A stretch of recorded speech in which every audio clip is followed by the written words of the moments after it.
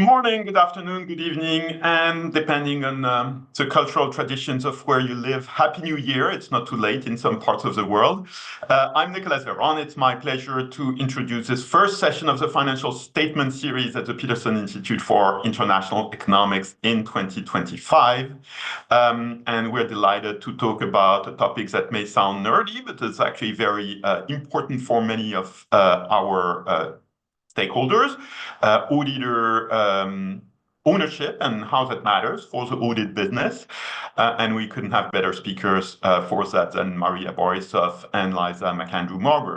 Maria Borysoff got her MBA in finance from the University of North Florida at the College of Business Administration. A decade later, in 2017, she got her PhD in accounting at University of North Carolina, Chapel Hill.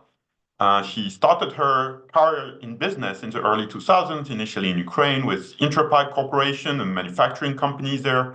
Also worked for the Swedish International Development Agency, for USAID, and importantly for the National Bank of Ukraine in 2004-2005. She then was in the US, worked for the Osprey Financial Group, which is affiliated with the University of North Florida, and for Cushman & Wakefield in fields that were always about energy markets and capital markets.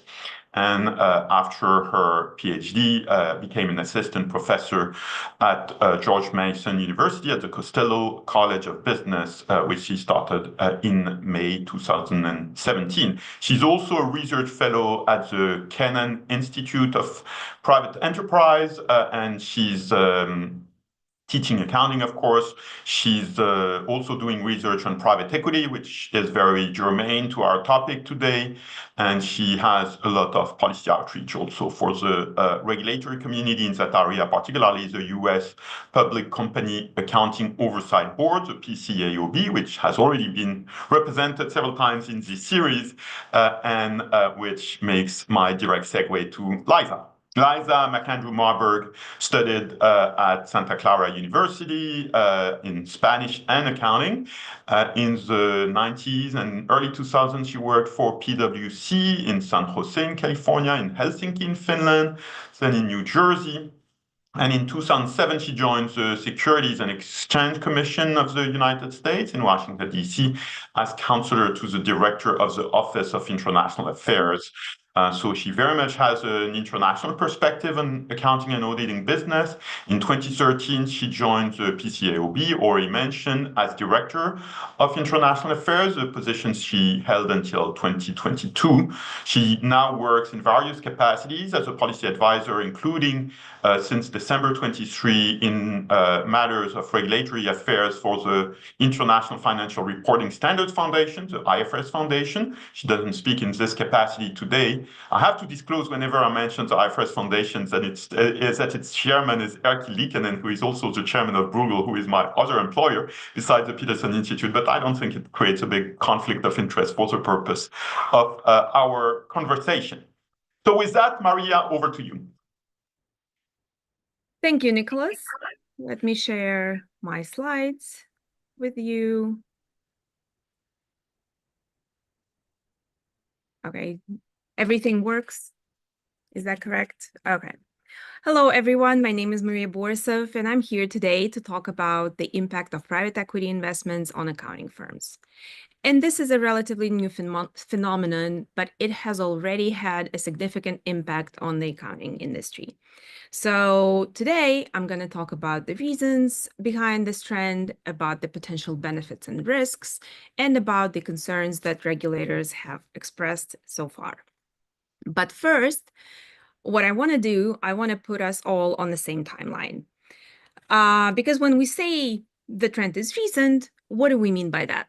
Well, the first announcement that made headlines was made in October of 2021, when we see here EisnerAmper LLP, one of the top 20 companies in the US, agreed to accept private equity investment. A year later, we have another top 25 firm following this trend. And then finally, last year, we see Grant Thornton made headlines as the biggest accounting firm that received private equity investments. On the next slide, what I'm showing to you is a non-exclusive list of the accounting firms that so far have received private equity investments. But specifically, what I want to point out is this timeline here. So we see that the trend starts in 2021. There are two transactions here. Then we have 3 in 2022. And then we have many in 2024, and we expect that trend to continue well into 2025. So the question here becomes, why the sudden interest of private equity in accounting? So there are several reasons for that. Well, first, these are the service firms with steady and profitable business model. What do we mean by that? Well, we have an audit side of the business, and then we have the tax and advisory side of the business. What's great about it is that it is very well positioned to weather any economic conditions on the markets, because during good times, you can sell consulting services and you can charge those fees, and it makes your performance really great. But then during the downturns, firms still need audit services. So that audit side is really resilient to the downturns. And even if the consulting side of your business suffers, the audit side is still helping you to weather the storm. There is also potential for increased growth because the market is highly fragmented. If you look at the press releases during those announcing private equity deals, you will almost always see something along the lines of there is potential to consolidate, the markets are fragmented, and you will see that usually what happens after getting that private equity capital, an accounting firm goes on a buying spree and they start acquiring smaller CPA firms. There is also great potential for cost cutting and streamlining because this is what private equity funds are good at, right? So we have AI, we have machine learning, we have all of these efficiencies that may be implemented. So companies are really going after that. And at the same time, we have to keep in mind, most of the funds that so far have invested into accounting firms, they already have experience in investments in professional service industries. So we have seen them already being invested into wealth management, insurance, legal firms, and healthcare. And I want to highlight healthcare industry in here because even though it seems like there is nothing in common between accounting firms and healthcare, there is this ethical component that is really strong in both industries. Doctors have to care about their patients while thinking about the business side of things. And at the same time, accountants and auditors, they provide audit as a service that they sell, but at the same time, this is a public good that also involves this huge ethical component in it. So even though the trend of private equity investments in accounting is recent, private equity has been around for decades now, and we know what effects that investment may have on the target firm. So what does research document about the effects of private equity funds on their portfolio companies? You can see here that we have both the positive and the negative impacts. Among the positive impacts, there is improved operational performance, increased productivity, and increased investments in technology and innovation. All of that sounds great if we apply that to accounting. Among the negative impacts, research has documented job losses, reduced employee earnings, benefits, and job security.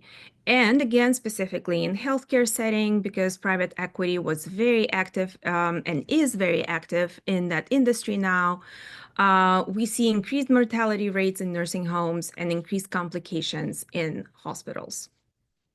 What predictions based on these findings from the research can we possibly make as it relates to accounting?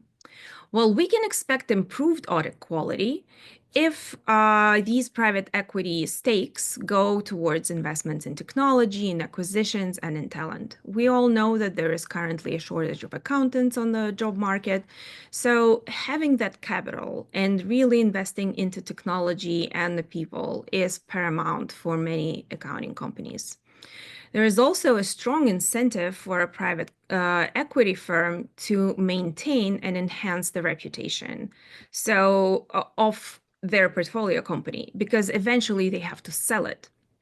So usually when we hear private equity funds addressing the concerns from the regulators, they will say, we have no interest in deteriorating quality of audits because we have to sell our portfolio company eventually.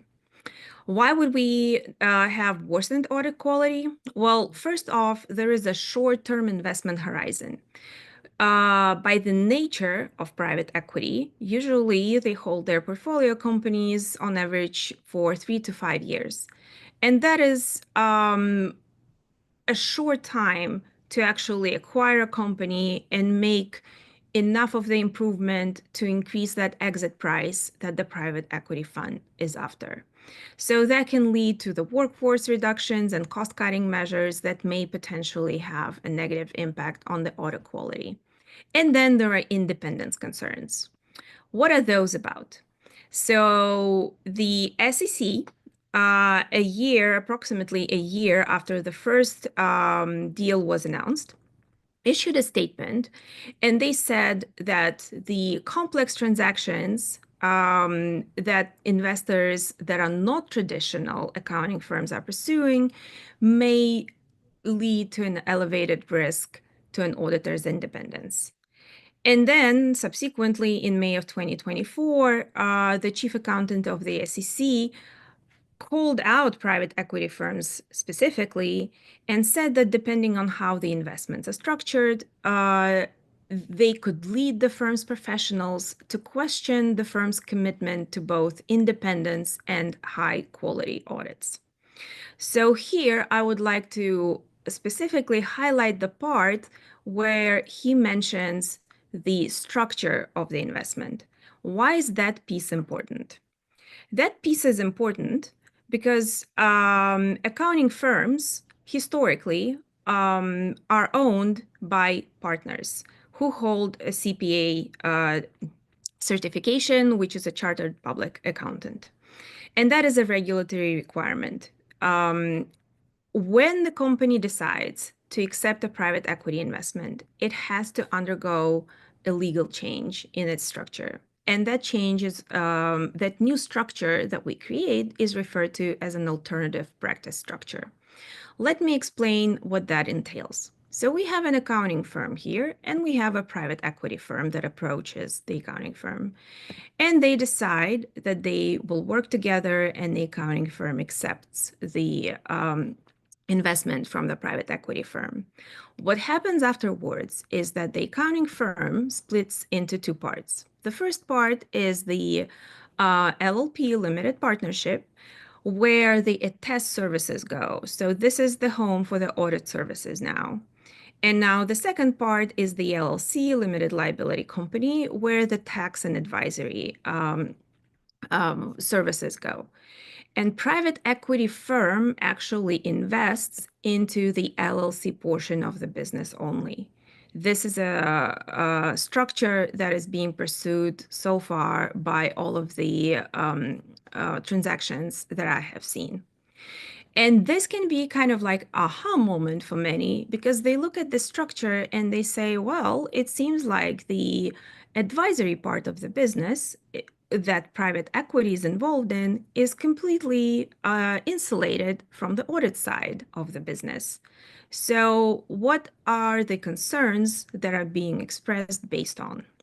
So when we looked closer into the details that were disclosed about these transactions, and we just observed the behavior of the firms post-investment, this is what we find. There are some potential links that include personnel, both the top management and the lower level employees. There is the management service agreement, usually, between the audit part of the business and the advisory part, where the audit company pays an annual fee for various services. There are shared customer accounts, customer compensation structures that are tied to performance of the customer accounts. And also, if you go to the website of all of these companies, what you will see that there is one common brand and most likely a shared office. So as a client, if you go there, you will never guess, unless you really look into the small font and additional disclosures, that there are multiple legal entities behind this one brand that sells you audit and advisory services. So I'm going to stop here because Liza is going to explain more about the concerns that I kept talking about. And before I do that, I'm going to finish my presentation here. When you look at this structure, does it alleviate your concerns? And then at some point of this presentation, I will give you an answer from a UK financial regulator about that. So Liza, on to you. That's quite a cliffhanger. Thank you so much. Well, I'm going to try, Maria, not to be too much of the spoiler, because I'm also going to talk a little bit about the UK regulator in my remarks. Nicola, thank you very much for inviting me back, and thanks to the Peterson Institute for having me here today. So the comments that I want to bring is very much from my regulatory background. I spent, about 14 years as a CPA at a large firm and about the same amount of time as a regulator, very much in the disclosure and audited financial statement world. And I'm drawing very much from two different documents that were recently published. In December, the International Forum of Independent Audit Regulators, so the group of the PCAOBs of the world, put out a statement specifically on this topic on private equity. It was a brief statement, but it listed out some of their main considerations. And then the other one is the UK Financial Reporting Council, FRC, in September also put out an open letter. They sent a letter to their regulated entities, but also posted it on their website, which is very much their practice, where they set out their concerns. And I think there's one little paragraph that I'll kind of paraphrase really quickly here for you that kind of sums it all up. The ownership structure is a matter for firms. The regulators aren't in the business of regulating how the firms are structured unless, other than meeting basic parameters like Maria just set out. Majority ownership of CPAs is a very common one around the world. But in principle, they're not against private equity investment. However, in their role of defending the public interest in supporting growth, they're primarily concerned with the outcomes and behaviors of the firms to deliver high quality audits, having a culture where they act in the public interest, and ensuring the health of the audit market, that it's resilient and it provides choice. And I think that in a nutshell just captures really how all of the regulators are looking at this. So if I look at why they put this letter out and why IFER put out its statement, it's very much for the reasons that Maria demonstrated. This is an increasing trend. It's growing rapidly. And so the regulators want to basically, in their role of monitoring overall quality, get out ahead of what are the considerations and what are the potential risks to this developing trend. Now, one thing that's interesting is at this time, the activity that's happened so far has had limited impact, I think, on the public interest entity audits. So most audit regulators are only auditing the public interest entity audits, which typically is listed companies, maybe some financial institutions, jurisdiction to jurisdiction, it varies. But a lot of this activity actually is of firms who have limited public company audit activity. But the regulators are spotting this trend, and especially with Grant Thornton is a great example of where this trend is very much moving forward. And so they're trying to get ahead of some of their considerations. I think that the considerations they have touch on two very long-term themes that they've been talking about for a long time, the regulators: quality, fundamentally quality.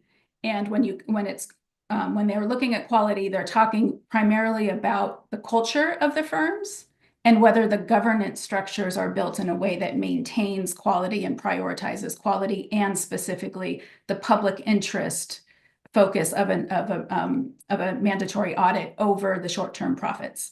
And then the second thing that I think they're looking at is competitiveness. There's been a long-standing conversation about the lack of choice in audit, And certainly there are barriers to entry for smaller audit firms being able to provide an audit of a publicly listed company. And so there are potentials for this trend to actually improve the choice consideration. And then on the other hand, there's also the opportunity that it doesn't work out so well. I think, and we can go into more detail on some of these individual aspects of culture and governance and quality that they're thinking about, but I think at the end of the day, to sum it all up, regulators don't yet have data that would support what the actual impact on quality will be.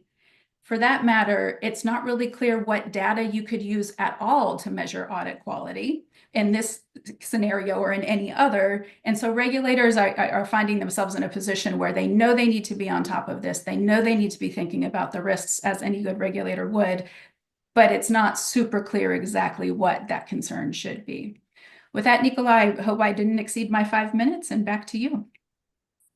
That was fantastic. Thank you so much. I have lots of follow-up questions already. I encourage people who are joining us on Zoom to use the Q&A tool. I know we have great specialist talent in the audience. But maybe let me start, and we'll come back to the British cliffhanger, Maria. But just why is this happening now? What triggered? You described a very recent phenomenon. I remember discussions a long time ago, like 20 plus years ago, when people were talking about that as a possibility, but it didn't materialize. And now suddenly we have this cascade of deals. What triggered it?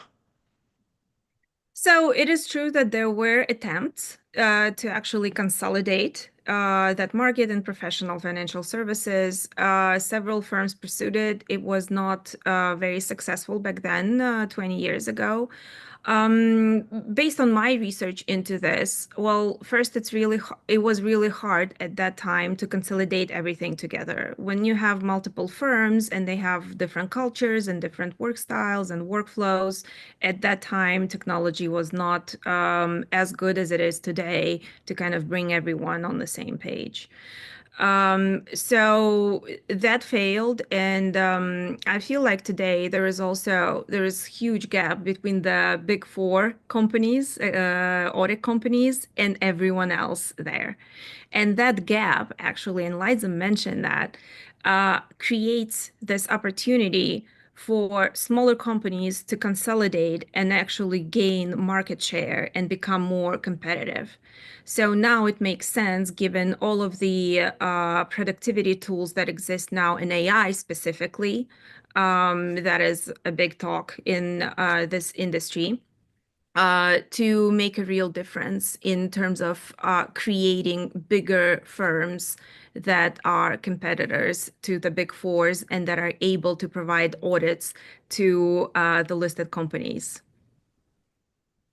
Do you think it's plausible that we get, a big five or a big six thanks to that consolidation, or does that remains a pipe dream given the structure and the incentives in the market?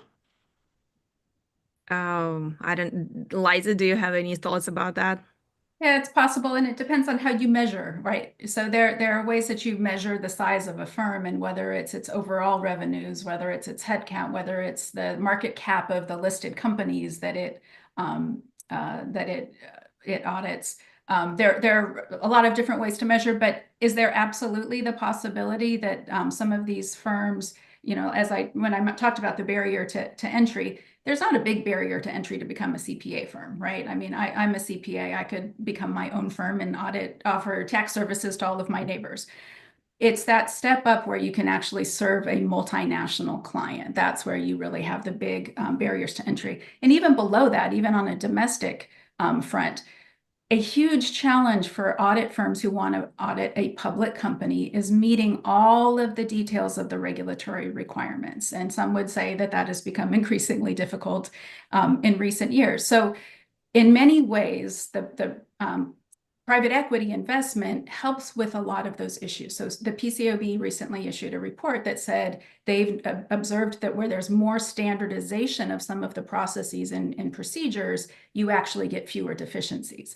So private equity coming in and taking a bunch of firms who have talented people, they're good accountants, but all of the small nuts and bolts and all of the management of, say, billing, for example, which takes up a ton of partner and manager time in the typical accounting firm, if you get efficiencies in all of those processes, is it possible that you actually get quality going up and the ability to compete? For sure.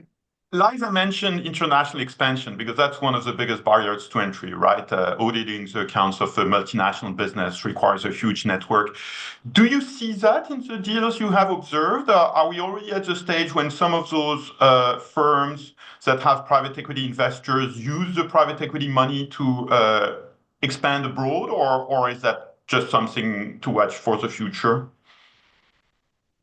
So I think what we have seen in public, because we also have to keep in mind, private equity has the word private in it for a reason. Many details of these conversations and negotiations and even the done transactions are not made public. So I'm speaking to the one that was public. There was a conversation of Grant Thornton, US, investing into Grant Thornton in the UK. And what we have seen in the press, at least, was that the UK firm decided against it. So they said that they will be pursuing different opportunities.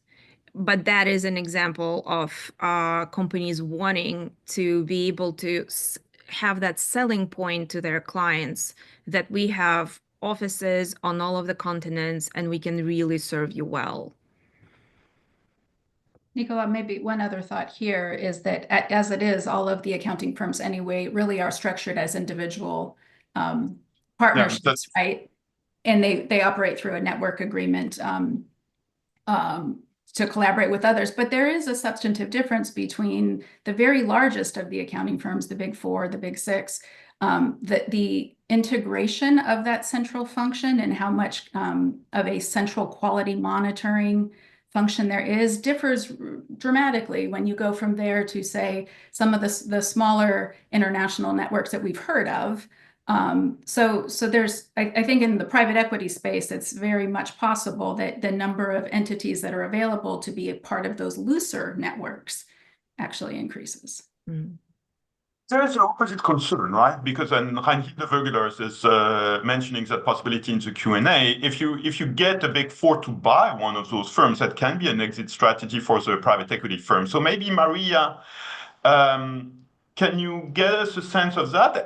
Do you think that given competition policy and everything, it is plausible that some of these private equity invested firms will end up being swallowed by one of the Big Four?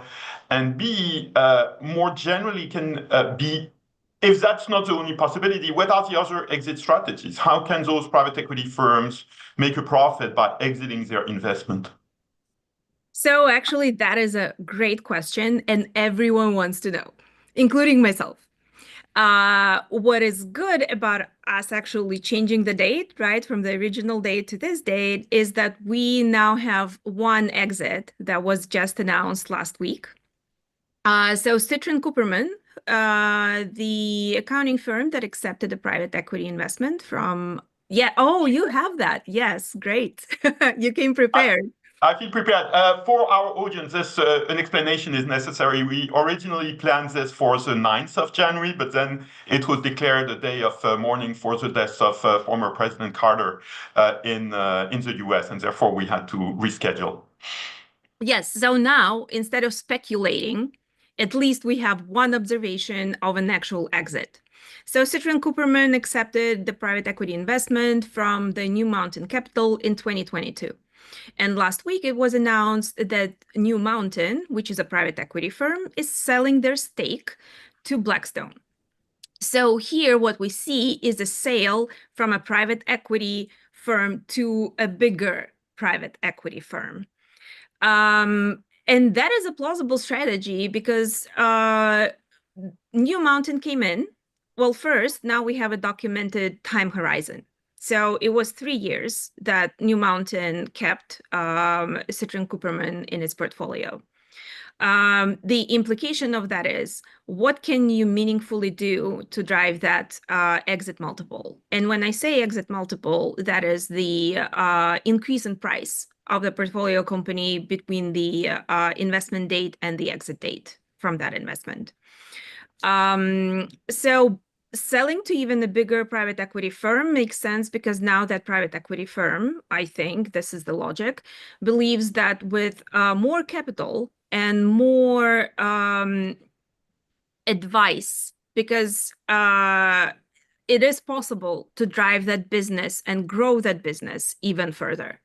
Because what we know about private equity firms, they specialize usually in three things. They do financial management, they do operational management, and they change the governance of the companies.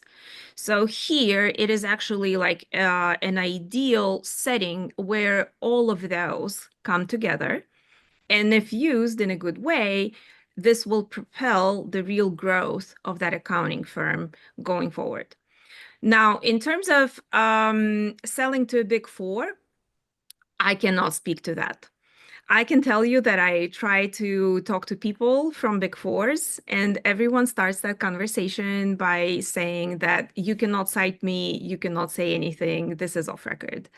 I know that some of the firms actually had conversations about private equity investments. I know that these negotiations in some cases are ongoing, and in some cases they broke down. So currently, it seems like the most viable strategy is selling from a smaller private equity firm to a bigger one.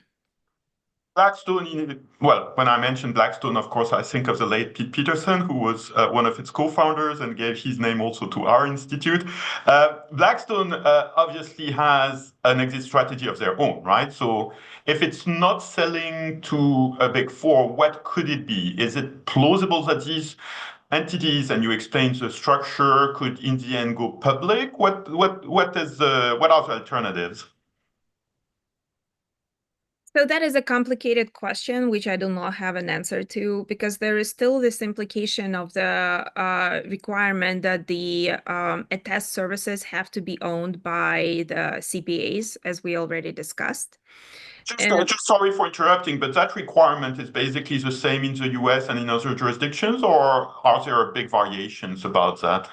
So I think Liza can speak to that because she mentioned that that requirement is pretty much all over the world. Liza, can you speak to that? Yeah, it varies slightly from jurisdiction to jurisdiction, but for the most part, yeah, an accounting firm that's registered to do public company audits at least does need to be owned by practitioners. There are different approaches. I think the minority of the approaches would be more stringent than that, or have maybe more criteria in order to become, whereas what I think it's quite typical, the model that we have in the US, where you do have to be a partnership or a group of practitioners.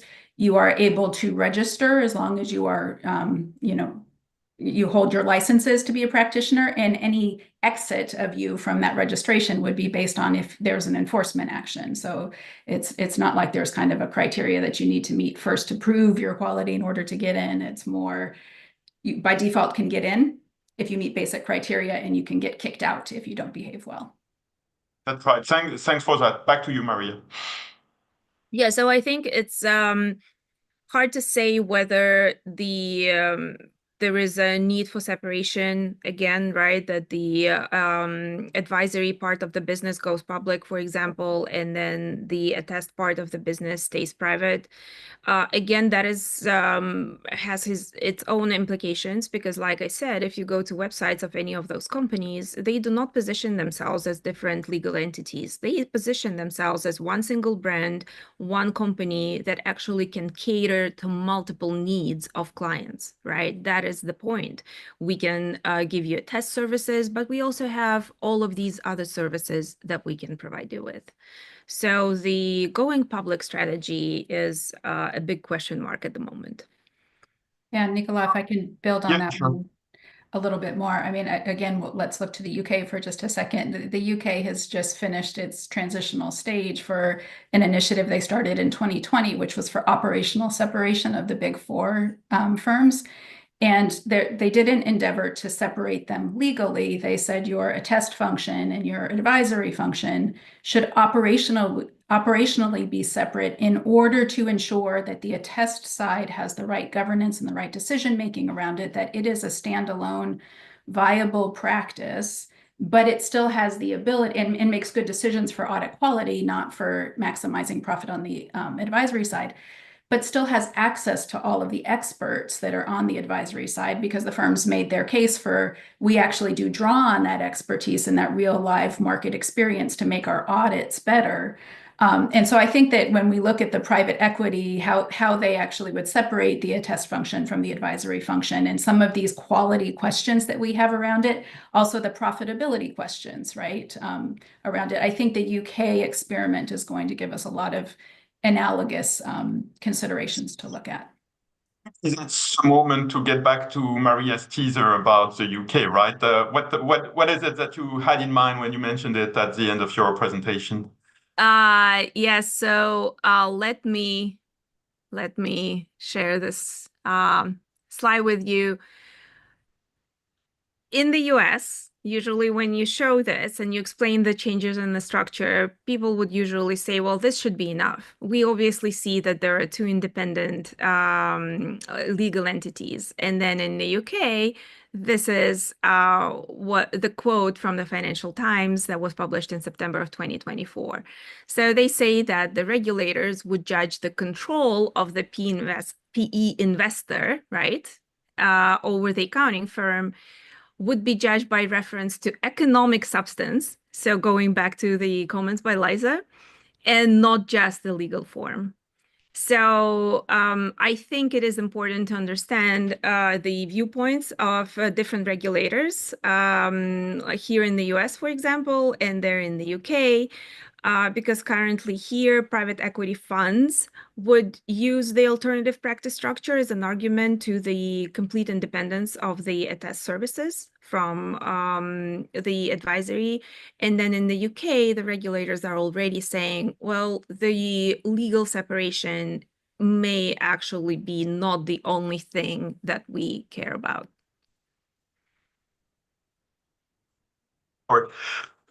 Still talking about the structure thing, we have Mark Pankin in the audience. Sorry about that.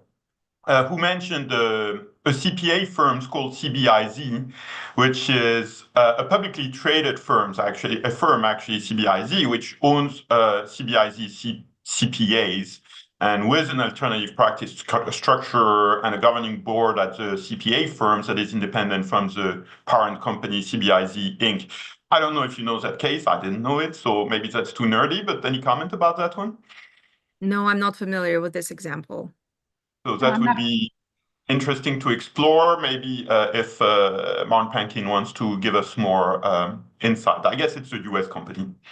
Yeah, and that, I guess focusing on that part about the governing board is independent from the public company. I mean, I think that's really the regulatory focus is it truly independent? Does that, and not questioning CBIZ whatsoever, but the view that the regulators would take in any of these structures is how can we make sure that it truly is independent and they are not just from an investment point of view, but also judgments and decisions, choices of investment. How do we promote? Who do we promote within the firm? What access to staff? I think Maria's model gave a nice indication that many times the staff actually do not sit within the LLP. They sit over in the other structure, and there's a service arrangement. Well, how do I get to decide which of those staff I use and how they get, for an individual audit, there's a lot of focus by regulators on what choices go around making sure you have the right complement of staff below the partner level to service that audit. Well, what access do I have to those staff who are not really mine within the LLP? And thanks for correcting me. It's pronounced CBIZ and not CBIZ. I apologize for my mispronunciation. But back to this question again, staying a minute more about the structure. So there is this requirement, and Liza, you mentioned in most jurisdictions that the audit firm, the assurance function, as it's called in the jargon, should be, as opposed to consulting and tax advice, they should be owned by certified accountants, whatever the name of the license is in the different jurisdictions. Could that evolve over time, or is that, in your view, something that won't change in any circumstance? And maybe a question to Maria, because you mentioned the legal profession, and in my mind, the legal profession also had something along those lines, right? Lawyers have to be members of the bar or something equivalent. How does it work in legal? Is there a kind of equivalent regulations that, individual certified lawyers should be owners of the relevant structure? Is there anything to learn from that or other examples? And do you see in the future, for the same reasons, AI, investment, blah, blah, blah, international expansion, would it be a possibility that the policy of requiring individual ownership could change also for the assurance piece? Maybe Maria first. So I will actually pivot to the healthcare industry because I already mentioned there are ethical consideration in that industry, as well as actually a requirement that MDs, doctors, own medical practices. And the nice connection to the setting that we are looking at in accounting is that that management service agreement that we observe between the attest side and the advisory side is actually happening in the healthcare as well. So there is a medical practice that is owned by MDs, and then there is a legally independent entity that private equity invests into.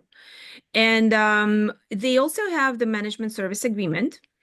And because this has been going on for a while and for a longer time than in accounting, what is being observed, and actually there are lots of concerns about that, is that medical practices are being stripped of assets, and then all of those assets are being transferred to this legal entity that is owned by the private equity side.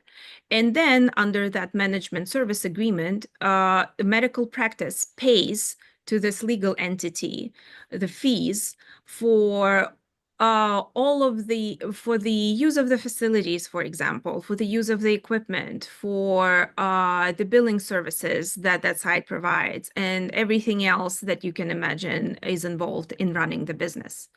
So the big question becomes, how high is that fee? What determines that fee? And if that incentive is strong enough, do we start to shift into this gray area where the ethical concerns start to overlap with the business concerns, and that impacts the decision making? And I think that is the concern in the accounting structure as well. Will the incentives be structured in a way that will shift us into that gray area where keeping a client happy potentially impacts the decision making on the audit side of the business? That's trade-off which has always been present in auditing, right? I mean, make the client happy versus integrity of the audit process in a way that was internalized by the practicing auditors until now. Now there's this kind of division of labor between the greedy investor and the practicing auditor with integrity, and the question is how can they manage it? But the conflict itself is not entirely new. Can you give us a little bit of a sense of how you view that conflict or that tension maybe playing out? And in a way, there was this slide from Maria on pluses and minuses. It will help with investment. It will create, challenges. And we see those horrible stories of PE invested healthcare firms where people start to die. How concerned are you? How do you see that playing out? So I think as a researcher, I want to present a balanced view, and that's why I list both the good sides and the bad sides of this. Liza was very correct when she said currently regulators don't have data to go off of, right? We observe these deals, but then again, because they're private, we don't have enough of a publicly observable processes and changes that these companies are undergoing. So currently, we can speculate, again, based on the prior research findings and what private equity has been doing in other companies. And yes, there are concerns, but are there good things to this? Yes, there are. And we actually try to measure in my research that we presented to the PCOB, we tried to measure the indirect perception, market perception of private equity investments in accounting firms. And the way we did it, we looked at the market reactions of the stocks of the companies that have auditors that receive a private equity investment. And you know what? The markets reacted positively. It was not a negative reaction. It looks like the market actually thinks that this is good. And I think this is because initial reaction can be all of that capital, if used for good things, for implementing technological change, for hiring good people, will actually increase the competitiveness. It can increase the audit quality, again, the reputational concerns, right? If you need to sell this company 3 years later, then maybe you will be investing in actually that company doing a really good job, because this is how you acquire new clients. Other downsides, possible downsides, I'm going to emphasize that. Yes, there are. But I'm trying to kind of just list all of these points of view, and maybe Liza can contribute to this. Liza, you're doubly qualified here because not only are you a former regulator, but you're a former regulator, so you can be more free to talk than a current regulator. Indeed. So Nicola, I very much affirm, as you were saying, that this conflict of interest has always been there. I mean, there's a conversation that happens often about enforcement action, right? What's that motivation with the firm? Is an enforcement penalty actually the cost of doing business? And so you can, have lower operating costs and get more audits done and keep more clients happy and have the volume of your revenues higher. And yeah, maybe you get an enforcement action here and there, but we can pay for that and we can manage the PR aspect of it. Versus, no, we truly, and going to the title and the description of this, we are a profession, we're not an industry. We hold ourselves to high account, to a high standard of ethics, and we would never look at our job that way. The reality is the tension has always been there. And if the ultimate motivation were return to stockholders and a board of directors with fiduciary responsibility to the shareholders, that may exacerbate that tension a bit. It might change the angle on it, but you're right, that wouldn't be a wholly new conflict for the accounting profession. I'm fascinated by the semantic insistence on being a profession, not an industry. I mean, looked at from outside, it looks also a little bit like an industry. What do you think of the semantics in your practice, Liza? Being still a CPA, I do very much view myself as a professional, and I've worked as a regulator for so long because I really am interested in the public policy and the public interest aspect of that work. But some of these firms are huge. You can't say that to a person, every single person in the practice necessarily always has the same mindset. And I would also highlight that, we have changing trends in the workforce, right? And as the workforce ages and as more people who right now are partners who kind of grew up in that we're a profession, not an industry mindset, is the culture of the incoming profession, which, as Maria rightly points out, we have a shortage of CPAs. That's a real concern. What is that culture that is fostered amongst them? Is it as a profession or a professional in an industry? So, Maria, you mentioned in your presentation, it's also in Reinhilde Vögler's question. I mean, if I can put it that way, the staff is increasingly made of robots, right? I mean, IA is having profound impact on the business of accounting firms and auditing. Does that mean it's mechanically going to be more of an industry and less of a profession, or are things more complicated?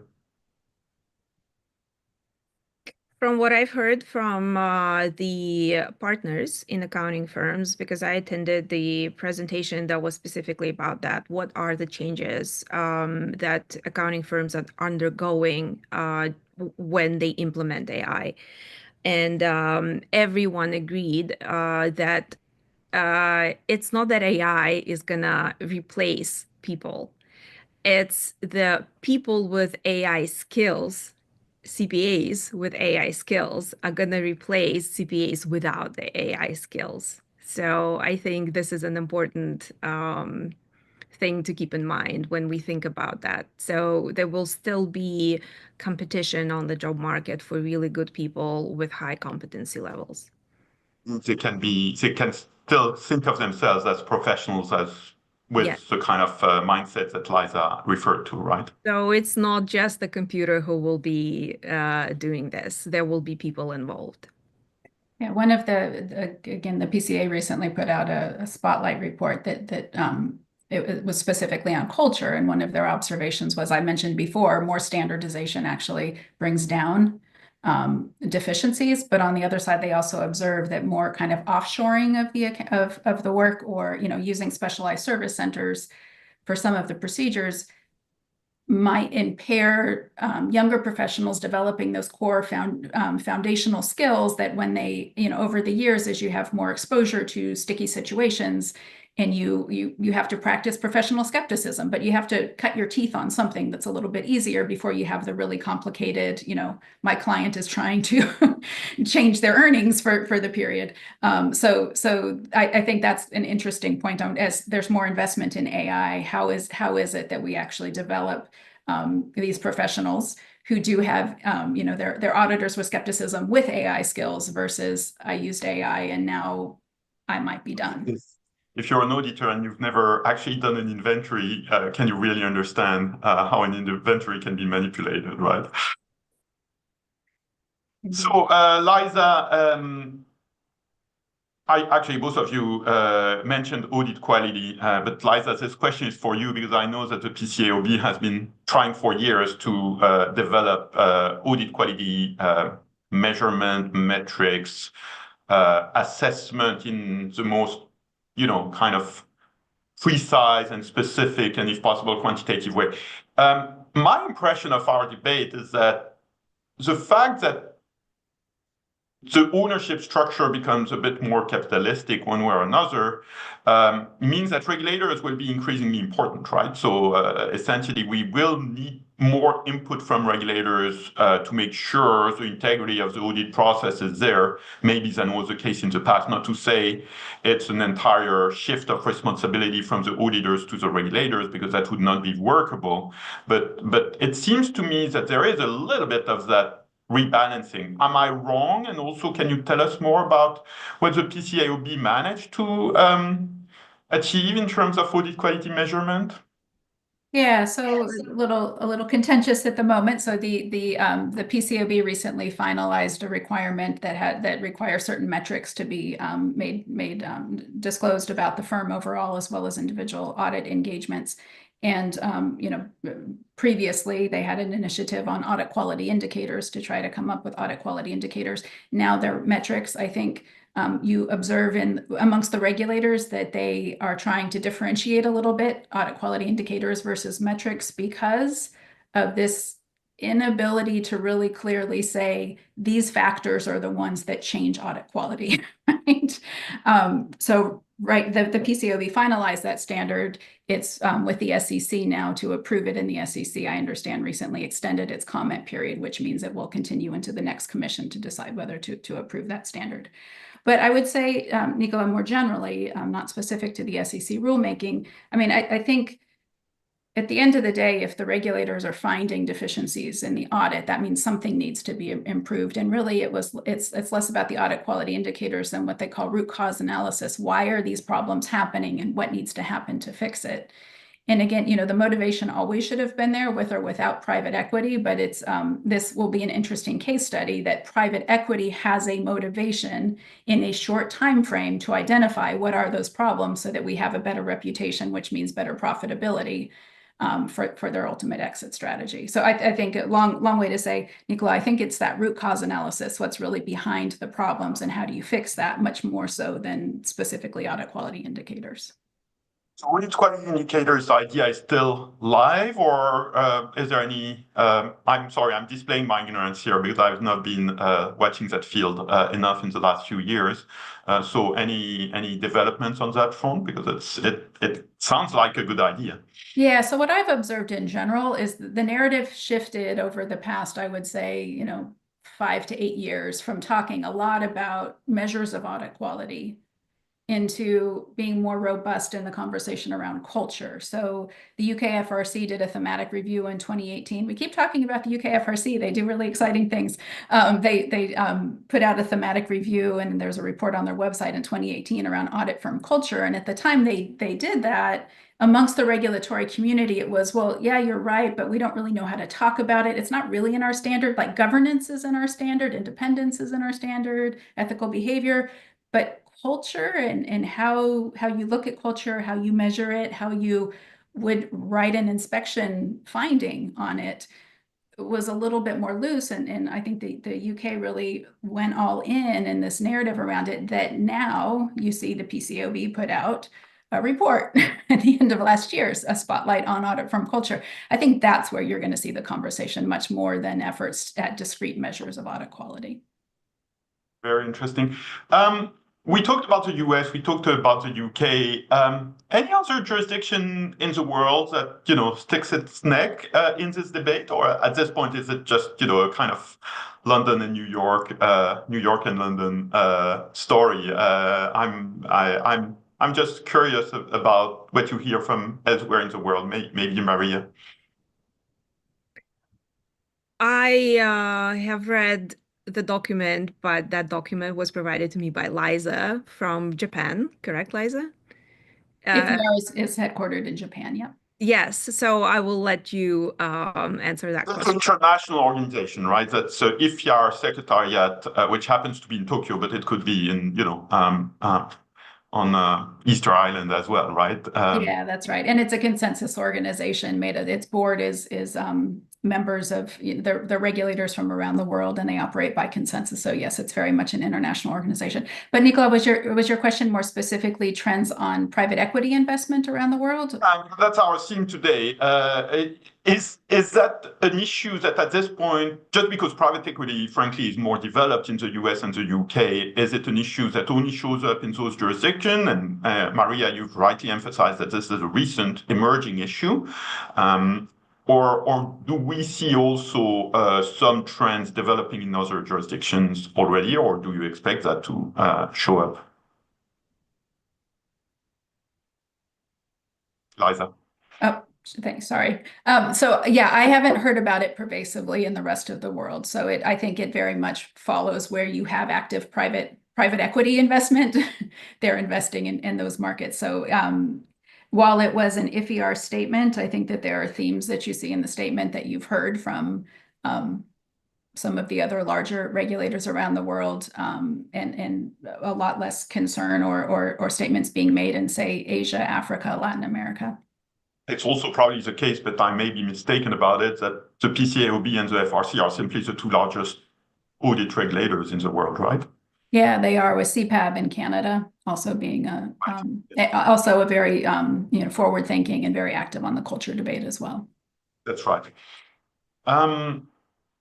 Okay, so we're going to watch this space, but I'd like to go back to the incentives of the private equity investors themselves. Maria, you talk with those guys, as I mentioned, you have been doing research on private equity for a long time, not just in the context of accounting. How do you see what do you observe in their motivation? Of course, their motivation is to make money, but in terms of their understanding of the profession's practices, idiosyncrasies. Can you give us a little bit of color of what you see from that side of the landscape?